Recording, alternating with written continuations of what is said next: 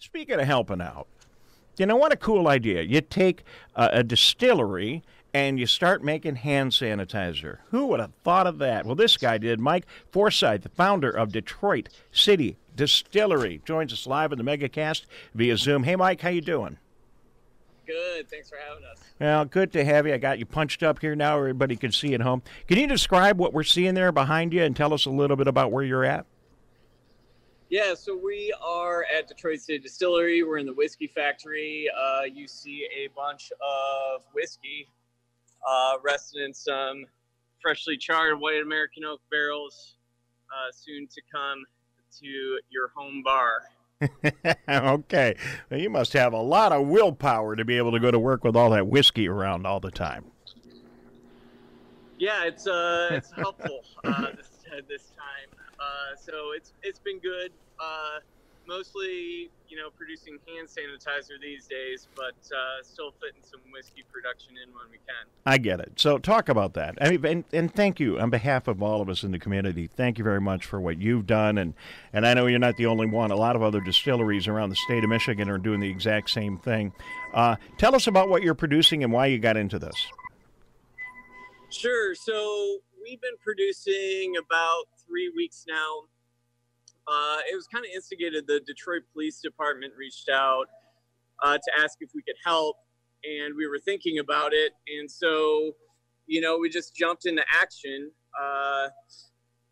It's kind of the Detroit way. When you're called to step up, you do so to help your fellow Metro Detroiters. And so we produced about 8,000 gallons to date that we've been distributing to hospitals, healthcare institutions, the state emergency office, state police, local police, postal workers. So it's been good to help out on the front lines, and it's been an honor to serve. So tell us a little bit. I mean, I don't really understand the distilling process much. I'm a little bit more knowledgeable in the consumption side rather than the production side. Sure. But tell us, how does it all work? And talk about transitioning your operation into a hand sanitizing manufacturing facility. Sure. So, as a distillery, we're obviously dealing with large quantities of alcohol every day. We make it from scratch. It starts with grain, you cook it, you then ferment it, you add yeast that creates alcohol, and then you distill, larger quantities of what is essentially beer down into whiskey. And then it goes and sits in these barrels behind me for about 2 years. And then it gets bottled and goes to you. In terms of hand sanitizer, though, the process is actually relatively simple. We're developing it per World Health Organization recipe, and that is something that the federal government allowed us to do about 3 weeks ago. So it's just alcohol, glycerin, and hydrogen peroxide. Luckily, our master distiller, JP, has a PhD in microbiology. He used to work in biogenetics labs. So he's been mixing up the batches, and the guys have been bottling. And yeah, we've just been trying to get the word out and get it to as many people as we can to help, address the crisis. Mike, I'm just cracking up here. Forgive me. I mean, the whole thing is just, you got to understand whiskey's kind of a fun product, and then now you guys are saving lives, and your master brewer distiller there has got his PhD or whatever you just said. I mean, I'm just sitting here listening to your whole story. I'm smiling and cracking up, and I'm not the only one, I'm sure, but it's a really cool story. And talk about the community coming together. Absolutely incredible what you're doing. From a business standpoint, is it helping keeping you alive? Are you donating these products? Are you able to bill for some of these products? If you don't mind me asking, how's that working? Because we're concerned about every business. Yeah, no, it's a good question. So obviously, this has had a tremendous impact on our business. Our tasting room is closed. We have an event space here at the Whiskey Factory. Obviously, that's been closed. We've had to reschedule or refund a number of events. We've lost half of our customer base in distribution, who are also, running bars and restaurants and hotels in the industry.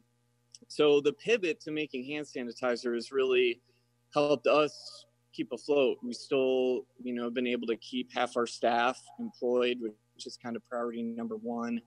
And we're, it's difficult because you want to donate it, but how do you justify donating something when you're losing tens of thousands of dollars No, every no, week, you're tens of you're thousands of dollars on hand sanitizer? But I feel really good about it because I think we are being really fair. I mean, we researched prices before the crisis, and we're actually, pricing it at below market rates before the crisis hit, for those, who are working on the front line. So, we're getting a lot of hand sanitizer for folks that need it. And we're trying to be really fair about it. Well, trying to survive this crisis as a small business. No, So, listen, Mike, don't get me wrong. I think what you're doing is heroic. It's beautiful. You should be charging for it. I think you set an example, as all these businesses are, that have decided how to pivot. I'm not accusing any business of shutting down and laying off all their employees of taking the easy way out, because everybody can't pivot. But for those right. that can, for those that have the capability, change is hard. I mean, come on, change is really hard. And I'm sure it's been hard for your employees to pivot too.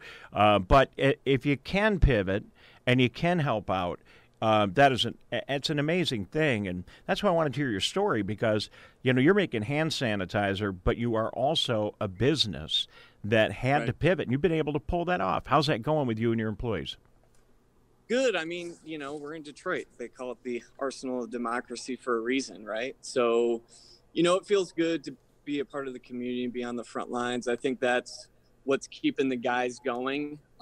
It's nonstop, basically, all day, every day. So, I think the greater mission and the ability to help people is really kind of what's keeping us going. We're bottling a little bit more bourbon right now. Feels good. We're waiting for more supplies to come in for hand sanitizer, but just to be able to address it at a meaningful scale has really, felt good, despite everything to the contrary. So, it feels good to be on the front lines. It's been an interesting look into the need, and some of the challenges folks are facing with the supply chain right now is absolutely wild. So being able to figure that out and be entrepreneurial and pivot quickly has been, a great experience, despite a very trying time. So feels good. Mike, good job. Great job. And, I want to come meet you. It's unfortunate Yes, we've not had a chance to meet. As soon as this is over and we get back to normal, I'm gonna get on my motorcycle. I think that's a perfect way to come visit you. And jump on absolutely. down on the bike and then come on down and see you. And maybe we can, I'll be riding the bike, so I can't do a shot of your product. But we let's meet. I want to hear your story. It's so fantastic what you're doing. Thank you very, very much for joining us today. One final question. A lot of our audience is Yes. in Oakland County. How things going in the city of Detroit? It's tough. I'm not going to sugarcoat it. I mean, we've supplied around 500 gallons to the city of Detroit, mostly going to the police department, fire department, which has really been hit hard by this. Um, we just sent 70 gallons out the door. That's going to go to every independent grocer in the city, thanks to Eastern Market. So it's hard. I think people are really taking it seriously in the city, but it's hard. We've lost friends and colleagues to this, and the silver lining is being able to do this to serve the greater good. Um, is the only kind of thing keeping us going through this. So it's hard, seeing your hometown affected, at a greater degree than most other places. And, we know a lot of folks here struggle with access to information, paying water bills and utility bills and all that. And so, the little bit we can do to help feels good. And, that's what Detroiters do. they take care of each other. Mike Forsyth, keep a smile on your face. You're saving the world one hand sanitizer at a time. Beautiful job. Thanks. Thank you very much. Look forward to meeting you, and thank you for joining us on the Mega Cast today. All right, It's been take great care. to get to Looking know you forward to it. virtually. Look forward to meeting you in person.